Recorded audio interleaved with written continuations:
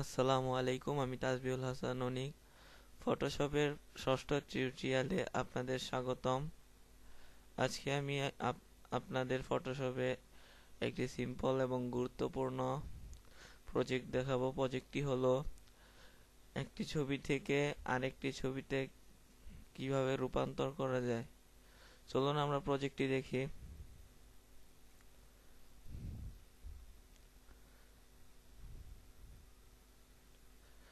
আমার এই প্রজেক্টটিতে যে টুল প্রয়োজন হবে, পেন টুল।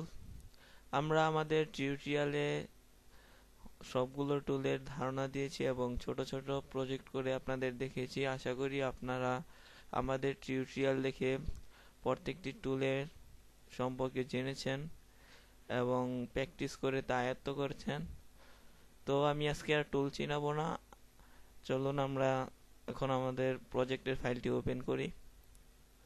ওপেন।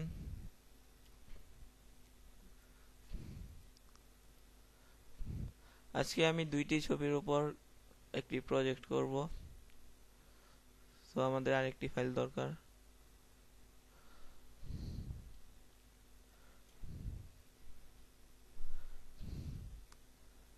আজকে আমি আপনাদের যা দেখাবো তা হলো এই মার্ককৃত ইমেজটি। এই মার্ককৃত একটি ইমেজ দেখতে পাচ্ছেন। এই ইমেজটি আমরা এই ওয়ালপেপারে অ্যাড করব। যেমন আমরা লেস টুল দ্বারা কপি করে আন্ডু দেই।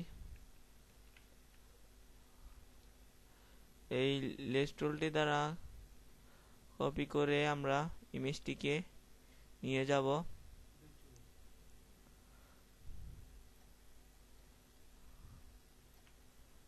আপনারা দেখতে পাচ্ছেন ইমেজটি এসে পড়েছে।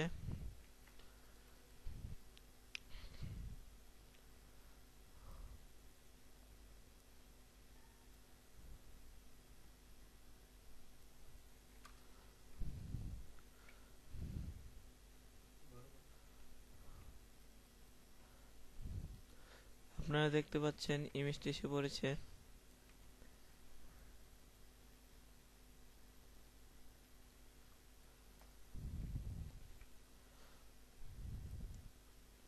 তারপর আমরা পেন টুল দ্বারা ইমেজটিকে সাইজ করব।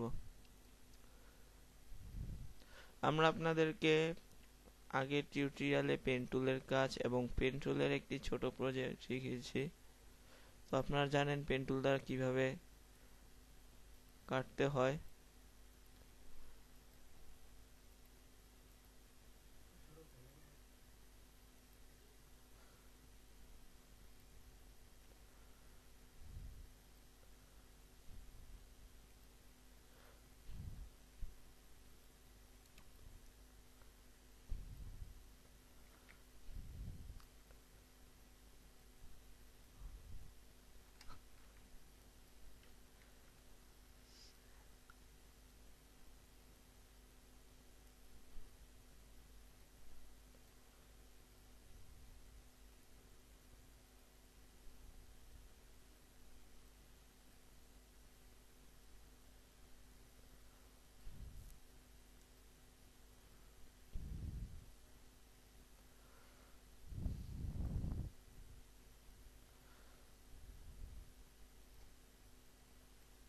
ভালোভাবে কপি করতে হবে।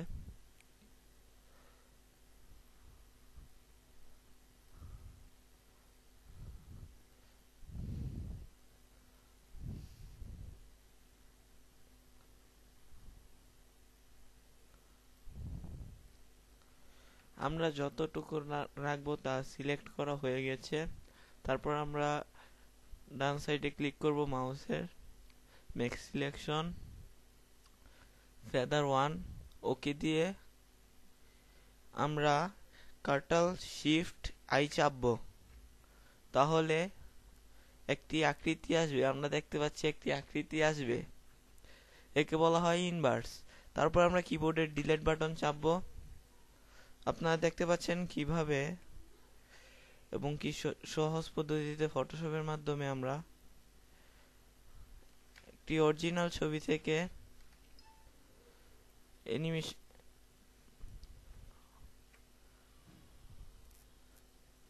ওয়ালপেপারে অ্যাড করলাম। দেন তারপর আমরা ছবিটি মাপ মতো বসাবো।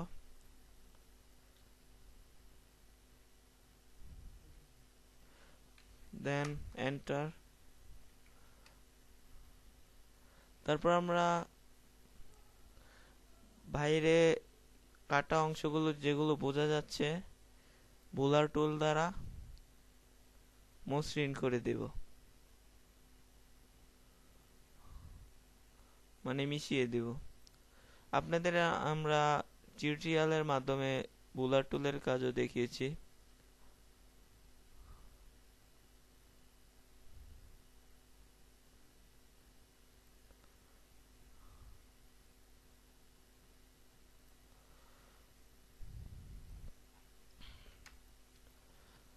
আপনারা দেখতে পাচ্ছেন কিভাবে একটি অরিজিনাল ছবি থেকে